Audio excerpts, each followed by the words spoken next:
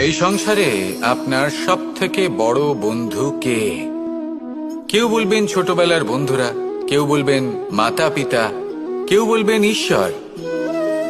এবারে বলুন যে এই সংসারে আপনার সব থেকে বড় শত্রু কে?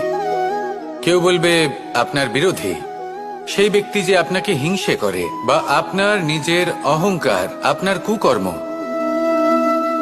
আমি বলবো যে এই সংসারে আপনার সব থেকে বড় বন্ধু হলো আপনার নিজের মন।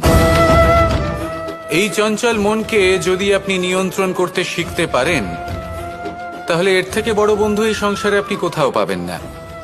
সেখানেই যদি এই মন আপনাকে বশ করে ফেলে, তাহলে সংসারে এর থেকে বড় শত্রুও আপনি কোথাও পাবেন না। সেই জন্য এই সংসারকে নিয়ন্ত্রণ করার চেষ্টা ত্যাগ করুন। প্রথমে এই মনকে নিয়ন্ত্রণ করতে শিখে যান।